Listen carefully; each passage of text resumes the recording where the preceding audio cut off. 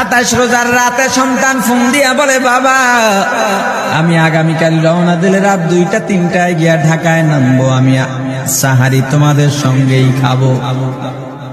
মা বসে আছে, মায়ের সন্তানের বাবাও বসে আছে, সন্তান আসবে। রাত্র 2টা-3টা হয়ে গেছে, সাহারির সময় হয়ে গেছে, সন্তানের খবর নাই।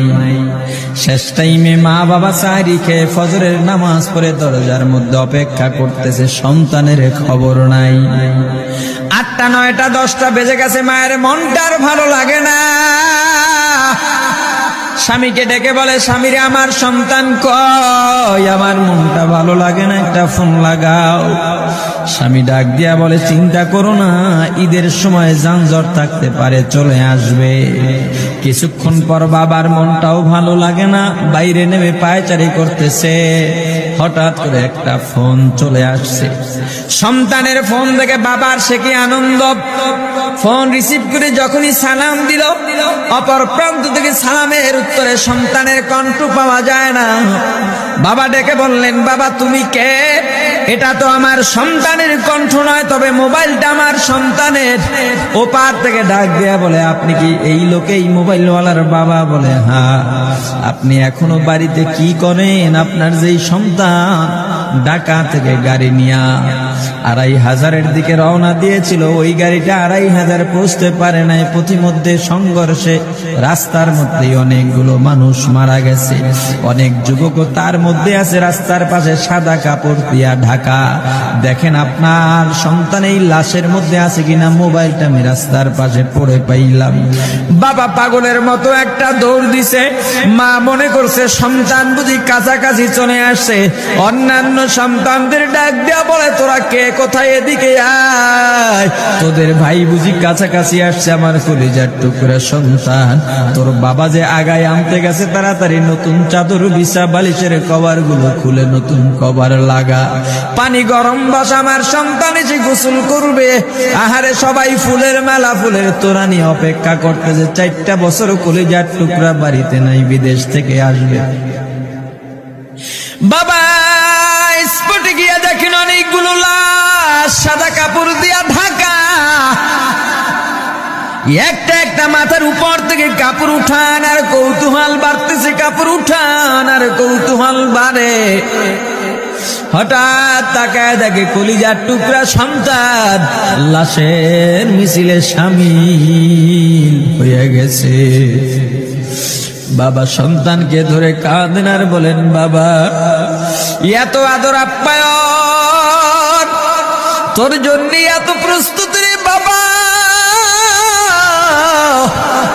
তোর মা তোর পথে বসে আছে রে বাবা, কি জবাব দিব বল? তুই যেদিন রওনা দিয়ে বিদেশ চলে গেলি, তোর মা সারা রাত ঘুমায় নাই, দরজায় গিয়া তোর পথের দিকে তাকা রইছে। কত রাত আমি মা আমি বাবা দেখলাম, তোর মা গভীর রাতে বিছানায় নাই। খুঁজতে খুঁজতে দেখলাম দরজায় গিয়া তোর মা কাঁদে। কত রাত তোর মা তোর জন্যে নামাজ পড়তে পত্রে রাত্রটা নির্ঘুম কাটায় দিছে রে বাবা। কত রাত তোর মা তোর জন্যে দোয়া করতে করতে নির্ঘুম রাত্র কাটায় দিছে। এই 4 বছরে 8টা ঈদ, ঈদের সময় আমরা নতুন কাপড় কিনছি, নতুন কাপড় পরছি। তোর মায়ের জন্য আমি নতুন শাড়ি এনে খাটের উপরে রাখলাম।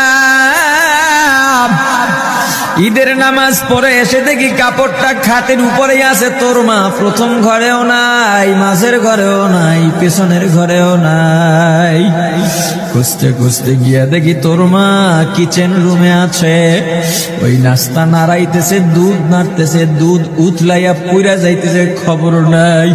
আমি তাকায় দেখলাম তোর মায়ের 2 চক্ষু দিয়া টপ টপ করে পানি পড়তেছে।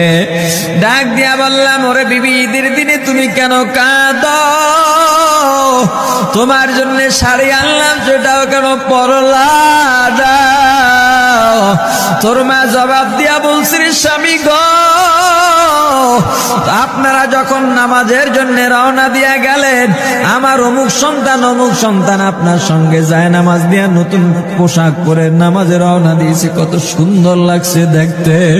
হঠাৎ করে তাকায় দেখলাম আমার কলিজের একটা মানিক আপনাদের সাথে নাই। আমার মনটার ভালো লাগে নাই। আমি ফোন দিলাম আমার মানিকের কাছে। ফোন রিসিভ করে বলে, মা নাস্তা বানাইছি, খাইছি, এখনো ছুটিতে আছি, আনন্দ করতেছি, ঘোরাফেরা করতেছি, কিন্তু আমি মায়ের মত। আমি বললাম, বাবা তুই আমাকে পেটে ধরিস নাই, আমি তোকে পেটে ধরছি। আমাকে খুশি রাখার জন্য কত কথাই না বললি। ঈদের টাকা পাঠাইলি, তোর টাকা দিয়া তোর বাবা জামা কিনছে, তোর ভাইরা জামা কাপড় কিনছে, তোর টাকা দিয়ে পরিশ্রমের টাকা দিয়ে আমার শাড়ি কিনছে, গহনা কিনছে, কিন্তু তোর পাশে আমি হাতুড়ের বাড়ির শব্দ কেন পাই? আমার সন্তান বলতে চায় না, পরে বলে, মাগো কাজ করতে আসছি, টাকা নিয়ে কাজ করি, ঈদের দিনেও আমাদের ছুটি দেয় না। ওরে স্বামী বলে, ঈদের দিনেও যেই সন্তান কাজ করে, এই শ্রমের টাকার শাড়ি আমি মা কেমনে পরব রে? ওরে বাবা, আজকে তুই আসবি, খবর শুনে তোর মা এক সপ্তাহ আগের থেকে ঘুমায় না, তোর জন্য কত রঙের পিঠা বানাইছি, তোর জন্য কত আয়োজন, আমি তোর মাকে কি বলবো বাবা বল। বাবা সন্তানের লাশ অ্যাম্বুলেন্সে উঠে বাড়ির দিকে রওনা দিছে। আহারে বাড়ির কাছাকাছি আসছে, এদিকে মা দরজায় গিয়ে অপেক্ষা করতেছে, গাছের আড়াল দিয়া পথের দিকে তাকায় আছেন। দেখেন একটা গাড়ি আসতেছে, মায়ের সে কি আনন্দ, বাড়ির মধ্যে দৌড় দিছে, তোরা কই তাড়াতাড়ি আয়, ফুলের মালাগুলা নিয়ে আয়, গাড়ি এসে পড়ছে।